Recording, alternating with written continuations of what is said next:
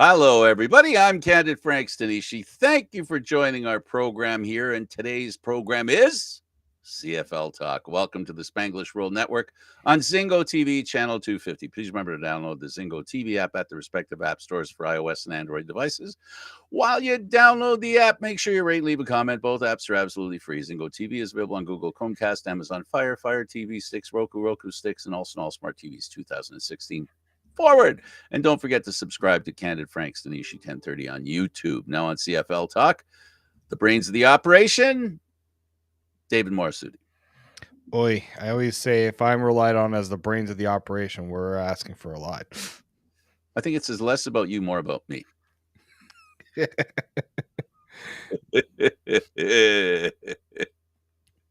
How are you doing? Good. Well, first of all, on a sad note, the Calgary Stampeders have notified everyone that there was a death in their family, the football family, and that was Bruce Covington. He was 57. Our condolence to him and his family. He was only 57. Notice I said only 57. For me, that's only 57. For some, that might be different, but for me, it's only. And it's something. It's something that we all have to deal with, and I'm sorry to see that him and his family will have to. He dying and his family suffering his loss. It's always unfortunate, to lose someone, at that stage, and just didn't. It seemed like it was a sudden thing too. So Yep. definitely feel for the family, feel for the whole organization too.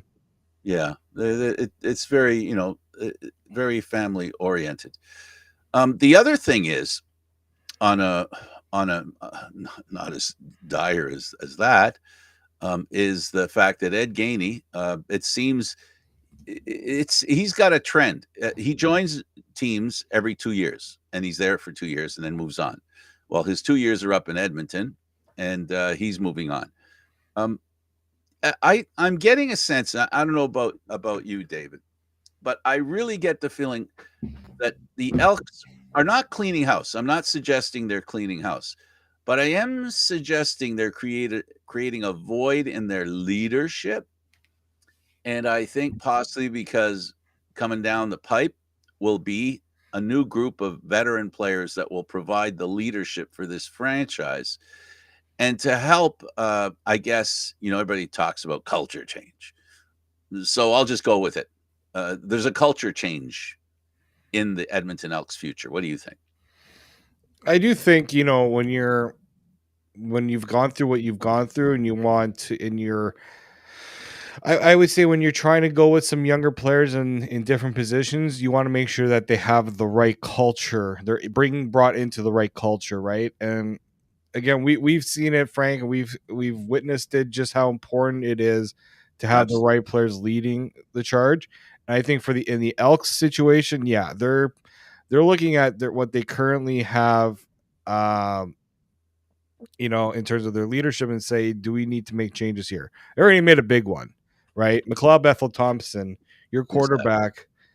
That's a big change right there. We already knew that was going to happen. And I think you can throw in the number one receiver there for them as well. Somebody that I think they're going to consider high up in the food chain and receivers out. Of course. So yeah, I do think that when you go through what you've gone through as a franchise, change is inevitable in a lot of ways. Yeah, and it's all about under new management, right? You have new management, and that new management is going to, bring people in, and we're talking about Corey Mace, the ex defensive coordinator of the Toronto Argonauts, now the head coach. Sorry, what am I talking about? They're going with a new attitude. My goodness, they're going with a new attitude, and that started at the end of last year. Chris Jones now has to figure things out and make some big decisions. And those decisions right now, I don't know that he has another year after this that he'll be the GM and coach of this team.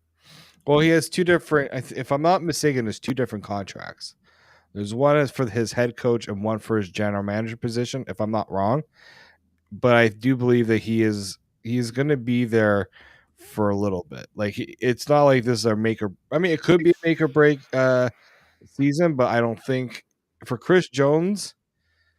I think I think they were trying to commit to something for a while because I think Chris Jones was here for 4 years. I think it was a 4-year Yep. contract that he signed in 2021. I understood there were a series of 1-year contracts. Yeah, I think it was just the way that it was all broken down. But Mhm. I think his deal, his time is until after the 2025 season. So that would be 2 more seasons. Right. But I really think that if they remain on this plateau of not making the playoffs, Mhm. or at least not making a good run for the playoffs. And here's the tough part for them, and I don't know how much sympathy the organization above him will have, but the teams in the West are getting tougher and better.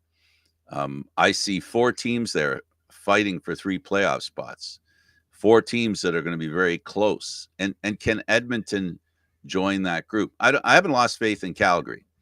Of course, they're probably the team that I would say stands the most to lose with the improvement that we both predict will happen in Saskatchewan. We predict that, right? That Saskatchewan's going to improve. Yeah, no, yeah, You know what I mean? no, for sure, right? Um, i- when you got a new president, right, coming into the fold too, he's gonna look. I think for him, the important thing is you're gonna give him the year. You're gonna at least give Chris Jones this year. Right. If you notice that there's no progress, it's an easy call for him to say this isn't working. We need to change things up. So I think for Edmonton, that's the best option. Cleaning house, I understand why people wanted it this year, but when you look at the coaching cap and management cap and how it all structures out, you have to. It's not an easy said than done sort of thing. I think the league is they've gotten a little more free with what goes on in that regard because it really does. The problem is that you can't have a team handcuffed. It's like 2 quarterbacks go down and you tell a team they can't bring any other quarterbacks, and you don't do that.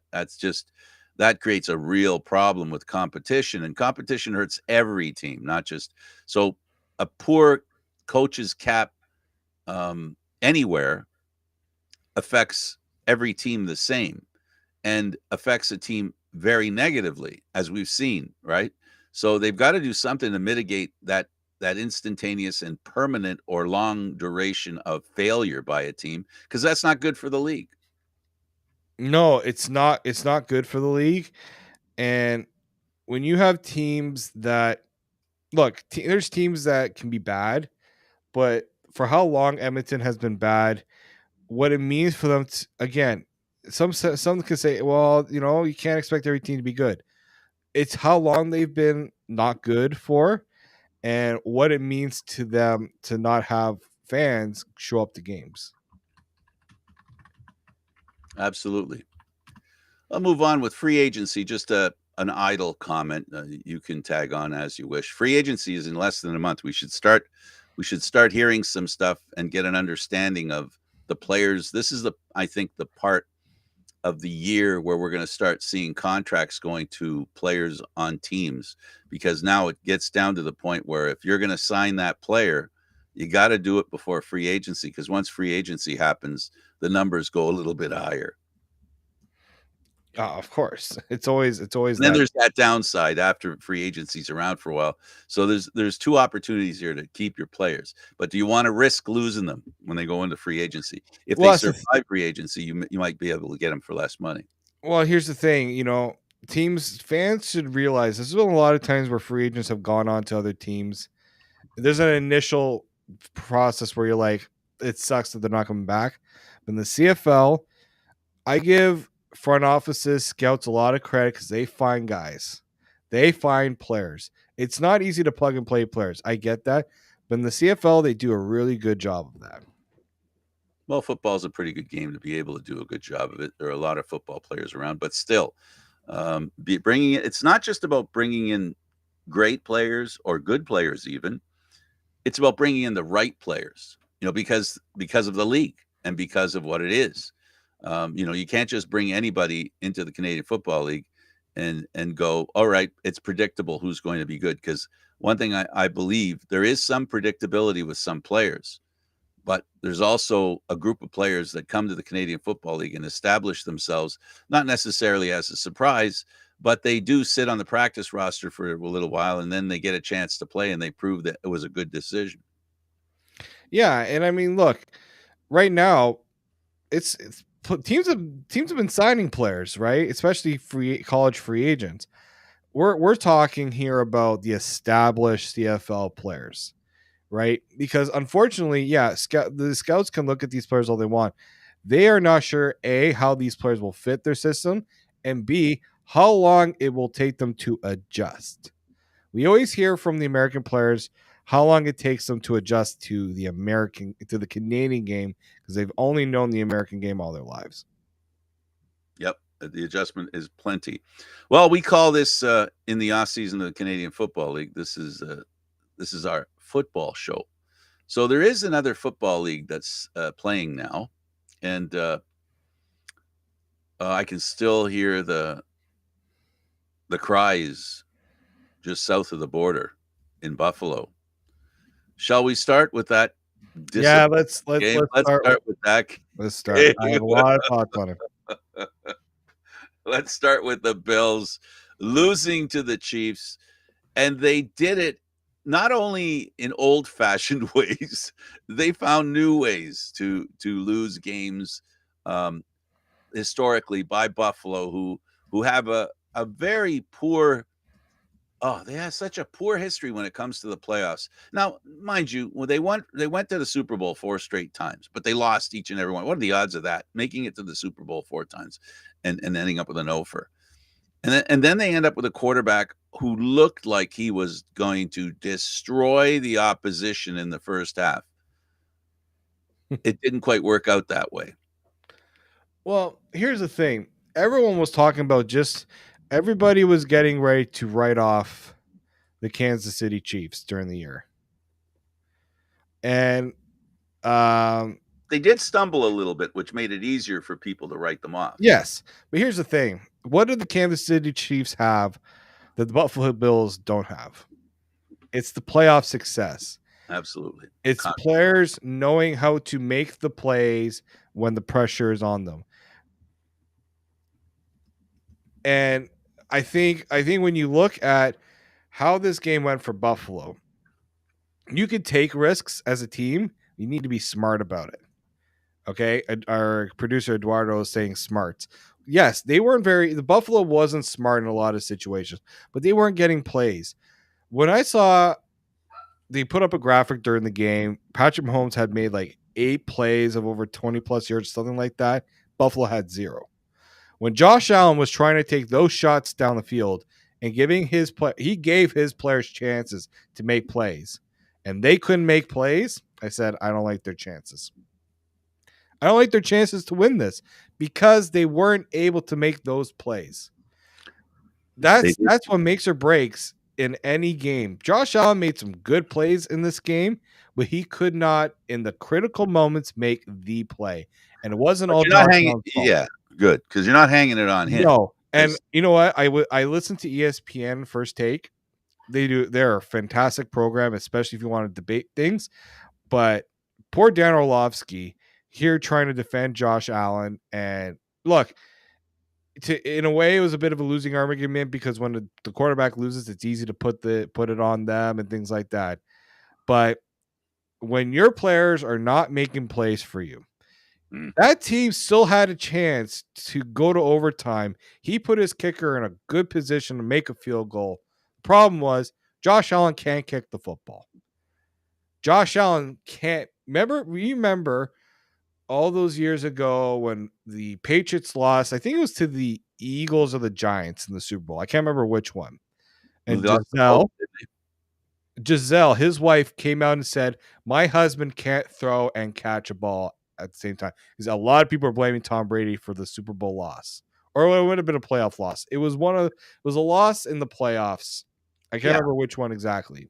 I think it was at the end of his tenure in New England. It could have been.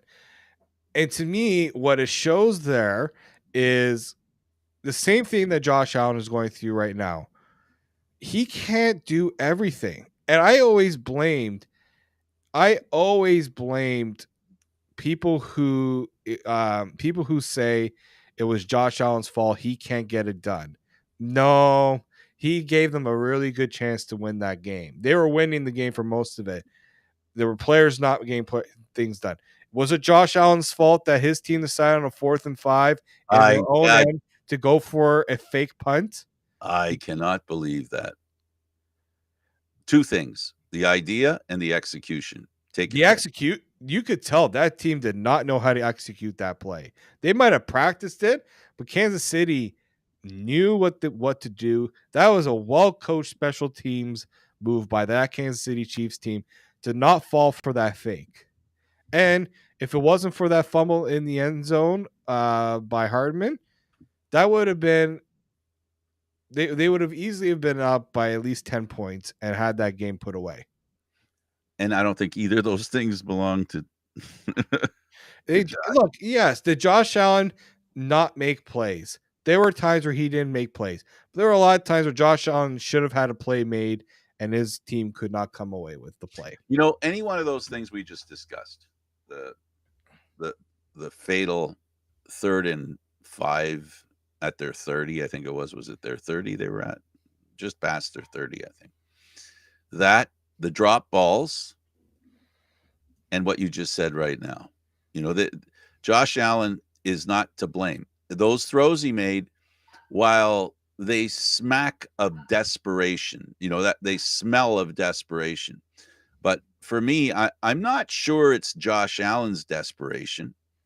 That was his idea to do that. But I do think that he did a good job in making the balls catchable, right? And the first half was totally different. The Bills receivers could not drop a ball. They could, and there were some balls there that were harder to catch than the ones they missed in the second half. It was a tale of two halves for their receivers. I don't know whether, in hockey we refer to squeezing the sticks too hard, or in football trying to squeeze the ball too hard instead of making it just an easy catch. The old story of, is he running first and then catching? Or is he catching and then running? Like all these little technical things that receivers have to do. And it isn't about talent, because they did all that stuff in the first half. All of a sudden, as a team, they couldn't stop the run game. They did better in the first half. They couldn't catch a ball, and they couldn't make, the coaching staff couldn't make good decisions. They weren't good because they failed. They can be a good decision, but when you chalk it all up and go, hey, what it adds up to failure. And that's all that matters. They had so many failures, and that fumbled ball was a perfect example of, the only thing worse would have been an interception. That's what that rises to an interception. That's basically a receiver trying to go for an extra foot and giving away the whole football field, giving it away. And we know in football, it's all about field position. And it gave Kansas City, a team that you said, and you're 100% right, that knows how to win. They also know how to take advantage of mental failures by their opposition and then kick it into a gear that just finishes burying the opposition. And that's what they did. Yeah, you pretty much nailed it there. You give them a chance. You give Patrick Mahomes ample opportunities. It's going to take advantage, right? The worst thing you can do when you go up against a good quarterback like a Patrick Mahomes is you make the mistakes, right? What mistakes did Patrick Mahomes make? Right? Like, you see a difference between what the Bills were doing, and people keep saying, what do the Bills need to do? What do the Bills need to do? Don't shoot yourself in the foot. Now, is that coaching? Could be. This is the first year where you could have made a serious case for a coaching change. And I do wonder if Buffalo considers it, considering what happened this year. But, I'm sorry to say, but Patrick Mahomes did not throw an interception. He didn't fumble the football. his players didn't, and his players were guilty of not coming through for him. And that, I think, is the and I do think that's the difference. Now, Absolutely. Josh Allen didn't make many mistakes. He missed plays, but he didn't make any mistakes, but his team did. Yeah, no, he gave his receivers a chance to win the game. He gave his coaching staff an opportunity, and especially the head coach, an opportunity to design a game to win. He did all he had to do. He ran in for 2 touchdowns, and he was, I think it was probably, and I think most people agree, it was the most patient half I've seen out of that guy. That first half was the most patient half I've seen out of him, where he didn't force anything. Yeah. The second half changed. Why did it change? Because of coaching, in my opinion, errors. Because if the head coach makes a call like that, going, 3rd and 5, and he makes that decision, he's saying they can do it. Well, they didn't. He was wrong. His mistake. So this is unfortunate for Buffalo fans, of which I know quite a few. I sat with a couple of Buffalo fans and watched the game about 7-8 years ago, maybe 9. I for whatever reason, going back to the old days, Dawson and company in KC, I decided to make them my team. So now I'm sitting in a place full of Buffalo fans, watching the team that I'm pulling for winning the game, and I'm looking around because there's no other KC fans, so there won't be any big celebrations by Frank. And it was horrible.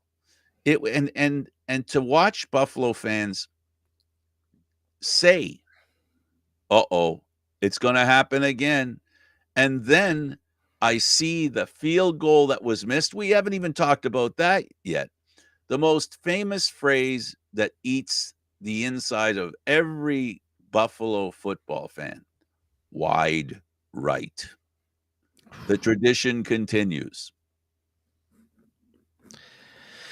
I do think, again, kickers people rag on kickers a lot. The elements play a factor, but that is so much pressure. Oh, So much pressure.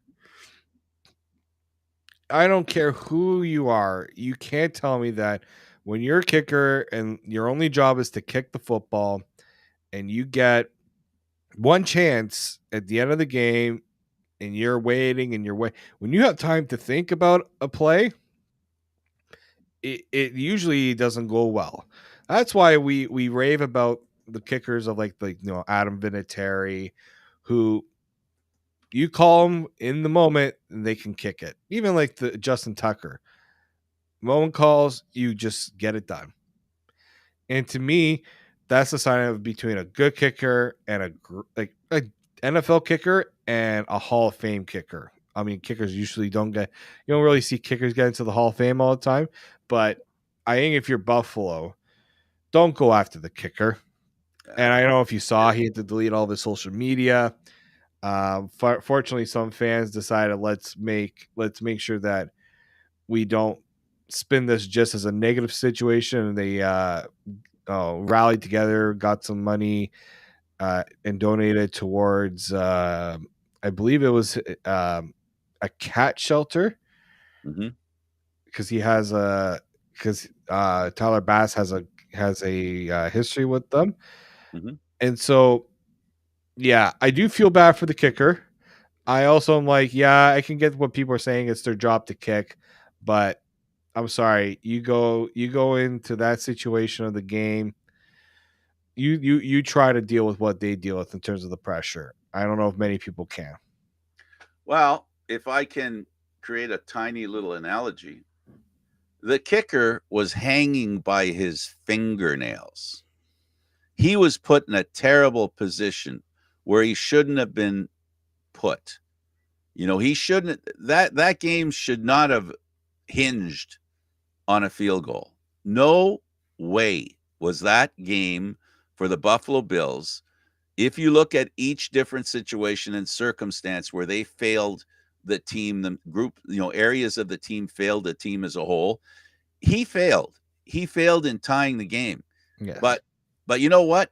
There's about 4 other incidents that we've already discussed that take priority of that because everything we talked about would have led to touchdowns, of which a field goal is irrelevant. The touchdown would have won the game. They would have been able to win the game. And the field goal would have been padding if they had executed and done what they're supposedly practicing every day to do. They failed as a team. This was as close to a team collapse as it gets. So when Buffalo fans want to attack the kicker, there's a lot of people you can point to that caused points to come off the board. And 3 points did come off the board, but there's no less than 21 points came off the board that they could have had easily, not with much of a struggle to get. There were at least 3 touchdowns they could have had if they had done what, even just part of what they did in the first half. The second half was a total failure as a team, and we can only talk about the quarterback in the sense that he's part of the team, but I wouldn't isolate him on any of the issues and the reasons this team lost. Yeah, I think the big one here, and what I will say to Buffalo is don't pile on. I understand that this is a soft. I'm a Cowboys fan. I've been cheering for the Cowboys since 2002. I've been through it all. The Tony Romo fumbling of the snap for the field goal. I've been the Des Bryant catch that wasn't a catch. Been through it all. Don't let this overcome your emotions. It's not healthy, first and foremost. And 2, I think Josh Allen will get it, but he needs the supporting cast around him. Patrick Mahomes has always had the supporting cast around him. Yeah. It just wasn't your year, and it wasn't your year. Honestly, it wasn't your year because you saw during the season that things were not going well. Injuries, players not playing well. You fired your offensive coordinator. This wasn't the year to think you guys had this chance. I'm sorry. I look at the Baltimore Ravens. You want to look at how a team does things right? Go look at the Baltimore Ravens. And this is why I think I'm leaning more towards thinking about a coaching change, because I look at what Baltimore's done. Yes, there's been continuity from John Harbaugh and for how long he's been there, but that team they don't make the mistakes that Buffalo made. Simply don't. Yeah, no, they don't. Well, the Buccaneers and Lions, the next team I want to talk about, because I think the Lions are probably a really good story. There was this story, Lions, Bills, Lake Erie battle. That was all, like, everybody was talking about that. And as it turned out, it's not going to happen. And it was going to be a big story. Now, the biggest story, I think, before we leave the Buffalo Chiefs one, is the amount of people that actually watched that game. Oh, yeah. It was an incredible amount, head and shoulders above many other playoff games. It was incredible. And I don't know if that was her fans that made it. They had an extra 4 million viewers. So it was the most watched NFL divisional game ever. The first to surpass 50 million viewers. Last year's Cowboys was Cowboys 49ers, which pretty big markets there. So I think that if you're the NFL, if everyone says the NFL has, a bias, this game, the viewership kind of confirms that maybe not so much. And maybe it isn't something you should try for, because it'd be surprised, right? Exactly. I think it just reminds us how much of a powerhouse the NFL has become in terms of ratings and things like that, and what they do right. Look, the way their playoffs is set up, you got Patrick Mahomes and Josh Allen going up against each other. everyone was billing this as the new Brady Manning rivalry, right? You know, to have these sort of matchups only adds to just how impressive the NFL has become as a product, really. And look, it was a good game. It wasn't a dud either. No, And no, that's no, the not at part all. that I think people need to remind. Yeah, a lot of people watched it, but it was a really good game. Came down to the wire. A lot of people probably stayed on it, right? They probably stayed on Exactly. it. There's no reason to leave. Yeah, it wasn't like, the wild card rounds where, you know, Team X was out of it in the first half. It wasn't like the Cowboys Packers game. Well, that game had a quick start, but it was a quick start for both teams. That being the difference, right? That it wasn't one team starting off quick and the other one slow. Exactly. Both teams were neither team punted until later, I think in the second half. Right. Exactly. They didn't need to try any field goals. It was touchdown, touchdown, touchdown, change of possession. So with the Buccaneers losing to the Lions, sorry about that going back to the Buffalo team, but the point was that a lot of people were anticipating and thinking it would be a great thing if it was Buffalo and the Lions playing in the Super Bowl.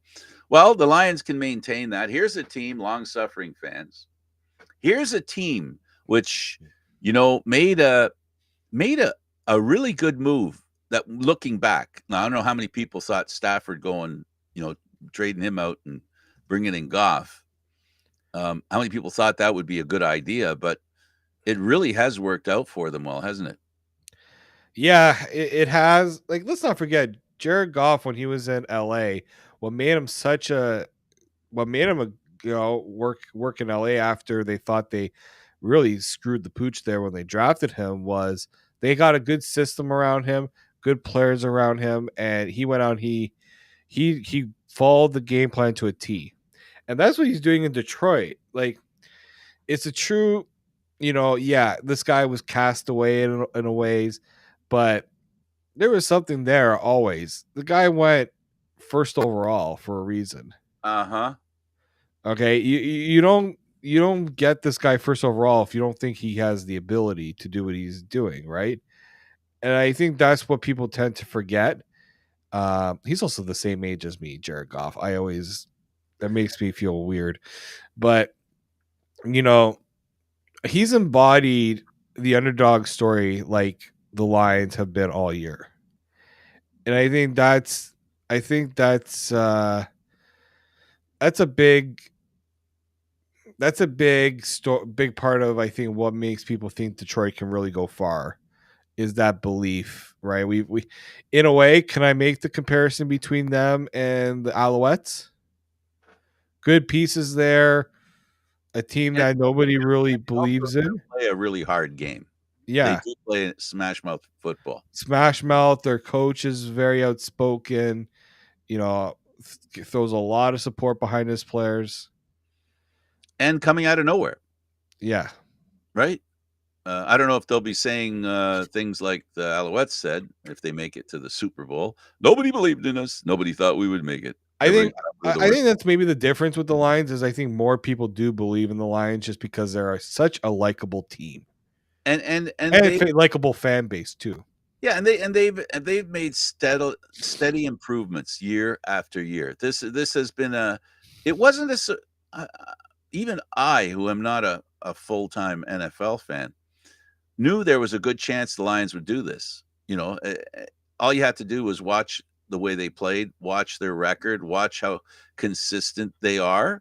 All those things speak well to a team, and they did a lot of things right, and they didn't do many things that were wrong. And that's as important as doing things right. Yeah, no, I like this Lions team. Actually, the only book I've ever read, um, I think it was Paperback Hero, and I think it was about a lion player. So that's the only book I've read in sports. One of them, the only one I read in NFL. I can say that. And so this is the Paper Lion. This is a team that deserves where they are, and there are a lot of people pulling for them, and they're going to be in tough. They're going to be in tough against San Francisco. And Oh, I liked what they did in that game. They really, what they did is what Buffalo can't do: get in a position to win and win. they didn't hand the game over to the Buccaneers. Buccaneers made a push. They tried to make a comeback, but they ended it. They thwarted it. Right. The worst thing you can do in the NFL is give an opening for another team to make a comeback. And I Absolutely. think for the Lions, they didn't do that. They had the ball at the end of the game, and they made the plays that they needed to make sure that game was put away. Now there was the controversy of whether or not the Bucks used their timeouts properly, and if you know whether they also made the right play calls. But at the end, the Lions did not make this an easy game for the Bucks. The Bucks kept it going early, but the Lions they had that belief, and I didn't see that belief waver at all. I think that to me is a strong characteristic you need in a championship team and a playoff team, is that self belief, and you're not going to let. And look, they've been kicked down. I think look back at that game they lost against the Cowboys where there was the penalty called on the potential game-winning 2-point conversion and things like that. You it build If you learn from those moments, that's where I think what separates the good from the great football teams. And they played like they were at home. Another thing Buffalo didn't do. Yes, they They did. played like they were at home. Now, that's where it changes. That's where this next game changes for them. They're not at home. Right. They and they're going up against The best team in the NFC. the best team in the NFC, but one that I wonder, is there a little bit of vulnerability there? There might be, but I also think there's a lot of um, this is a team that I believe remembers how they were kicked out of the playoffs last year. They were denied an opportunity to make it to the Super Bowl because of, unfortunately, injuries. I don't think they've forgotten that, David. I think that's something. There's an intensity I think this team has. I know. You're a professional football player. You're in the NFL. You should be able to get all ready to go, raring to play, and be intense. But there are little helpful things that can happen, and one of them is history. In this case, the 49ers they have not forgotten their recent history. They have time to make up. But again, are the Lions, like you say, the Alouettes? Are they the team that will surprise an overwhelmingly?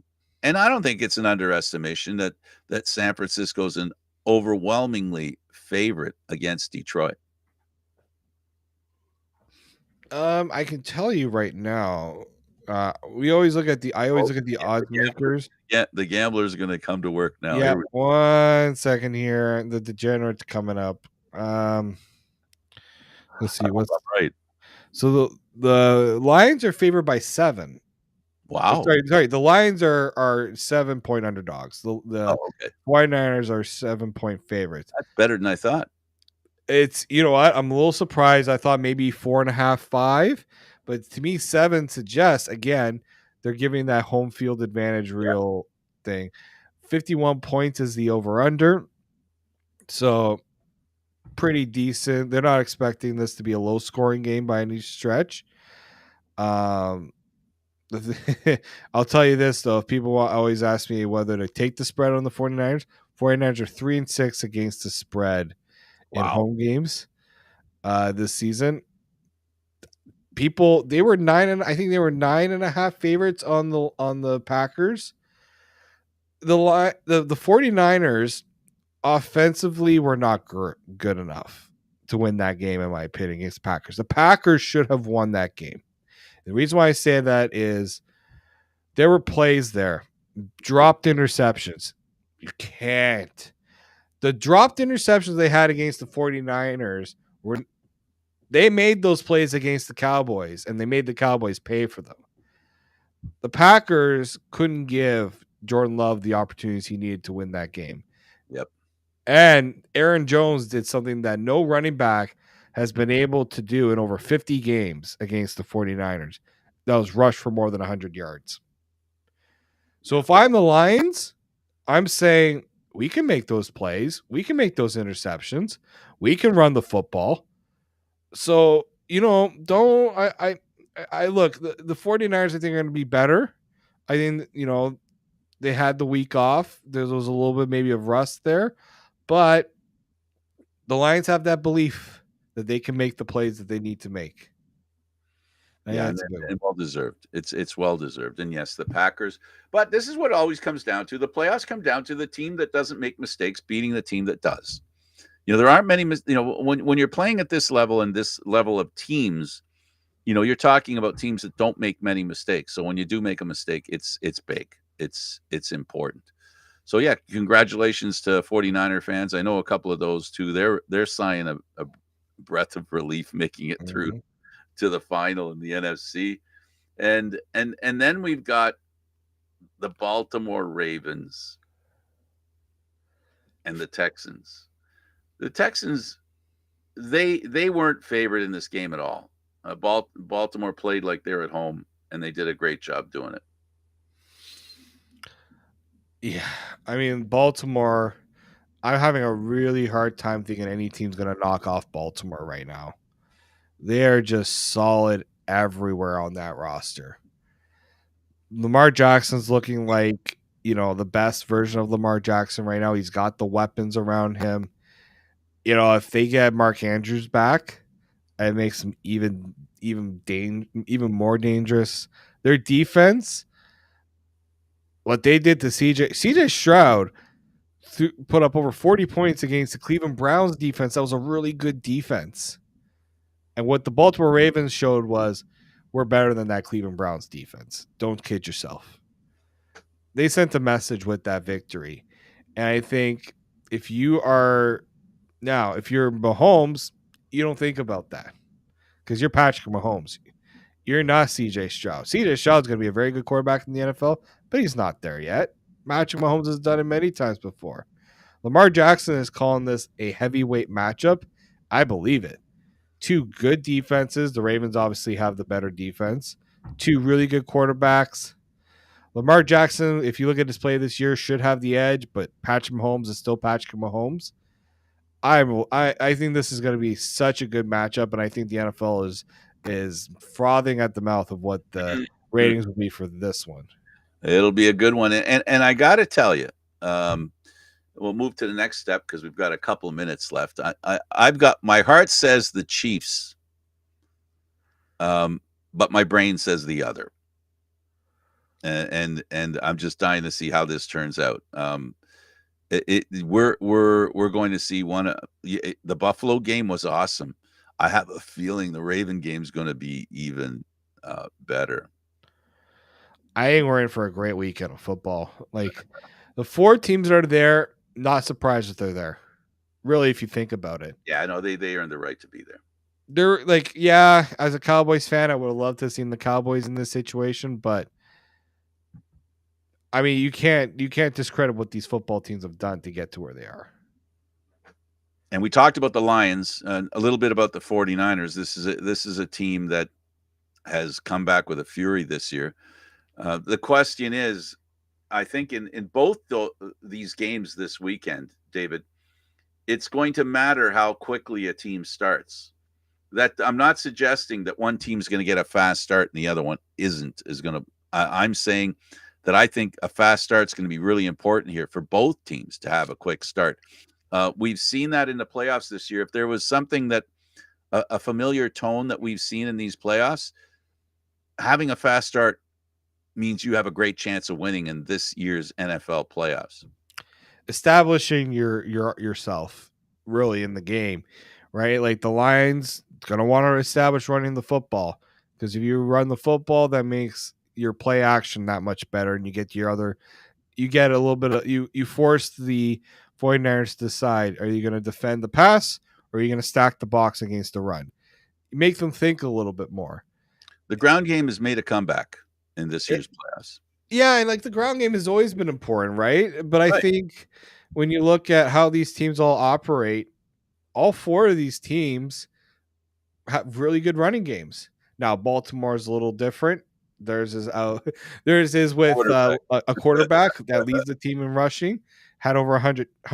He is the first quarterback. I don't know if you. I wrote about this. First quarterback to throw for 100 yards, rush for 100 yards, throw 2 touchdown passes, and to have 2 rushing touchdowns in a playoff game or anything in any NFL game. Incredible. He's the true all-in-one quarterback, Lamar Jackson. He's Patrick Mahomes now has Isaiah Pacheco that he can rely on to make his life a little easier. So if you're the Ravens, Isaiah Pacheco is going to be the guy to really look at here. And if you're the Chiefs, you got to make Lamar Jackson beat you through the air, which is going to be tough because he's doing that as well, but not to the success that maybe other quarterbacks are. If you're the Lions, you know who you're going after on the 49ers. That's their MVP and Christian McCaffrey. And even for the Lions and for the 49ers, you look at the Lions, it's like Jahmyr Gibbs and David Montgomery, the 1-2 punch in the backfield. If we forced Jared Goff to have to throw the ball 40 times in this game, I think you like your chances of beating Goff and hoping Goff has to be the one to beat you. Baltimore and their quarterback, Buffalo's quarterback, proved to KC that they could run against KC. That's not a good sign coming the next week because, not that I'm not demeaning Josh Allen when I say Lamar is a bit as tough as tough as Josh Allen is. Lamar is maybe not next level, but he's equal or a bit better. I think, he just hasn't had the roster around him in those big moments. Yeah. He really hasn't had the moment to show what he can really do. He hasn't really had the team, the supporting cast around to show what he can do as well. Like this is the best of Lamar Jackson because this is the best that's been around him. That's the amazing thing, that he has run like he has out of winning to win, to make sure they can win, and to know that he doesn't have those other options and still run like he does and have the record of running that he has. That's what makes him so special and such a threat, to Kansas City. Now, maybe Kansas City can key on him a little more, but still, we saw Josh Allen break through a lot of tackles in that game. I think Lamar Jackson could do the same thing. Probably. You want to get rid of pressure from the pass rush. Kansas City has a good pass rush. Josh Allen didn't get sacked, but he came close a few times. Yep. Get yourself out of the pocket. Kansas City is going to want to keep Lamar Jackson in that pocket. He's not going to give them the opportunity. He's going to decide very early when he wants to stay in the pocket and when he wants to get out. And that's going to be tough. Well, I'm going to go with my heart on this one for both. I'm going to call a Super Bowl between the Chiefs and the Lions. My brain is saying, you dummy, stop it. But I'm going to go with that. I'm going to go with my heart, and I'm going to go Chiefs and Lions. And I'm going to say that's going to be a pretty good Super Bowl. Who do you have going into the bowl? I still think it's the Ravens and 49ers. Well, okay, so we totally agree. I'm not as confident about the 49ers as I was a few weeks ago. I think the 49ers, it's going to come down to the wire for them. And we'll remind folks, I still don't know, maybe I missed it, but there still isn't a defensive coordinator for the Argos. No, they're still not a defensive coordinator. They hired some new coaches, defensive line coach and a running backs coach, but there's still no defensive coordinator. I think they're mulling their options right now. Yeah, we might as well end the show with a CFL bit of news. And it's going to be an interesting season in the Canadian Football League as well. As we said earlier in the show, free agency's coming up, the draft soon after that. And we're really into there's a fair bit to keep track of. And I apologize to the CFL fans that we paid too much attention to the NFL. But it is an important time for football in North America and in the NFL specifically. These are the best of times to be a football fan. When you get to this point in the season, It's amazing, and it's wonderful that the games live up to the hype. We've seen that this far. I'm not one of those people who cheers for the NFL to suffer just because I think it benefits the Canadian Football League. I like to see good football, and the NFL right now has that going on. And if you love football, the NFL is where it's happening. So there's nothing wrong with checking that out. No, not at all. Well, David, this was fun. You got a final comment you want to toss out there? Just enjoy the football this weekend, folks. Okay, that sounds like a deal. So for David Morassutti, I'm Candid Frank Stanisci. Thank you for watching CFL Football Talk, airing live Mondays at 9 p.m. We postponed it a little bit. It's that time of year. This show can also be heard on the Spanglish World Network for CFL Football Talk. News, entertainment, and other sports programming we offer. Please check out SpanglishWorld.ca. Spanglish World. Watch it, hear it, read it, download it, and live it. Thanks for watching, everybody. I'm Candid Frank, and don't forget Candid Frank Stanisci on YouTube. Subscribe, enjoy, and thank you.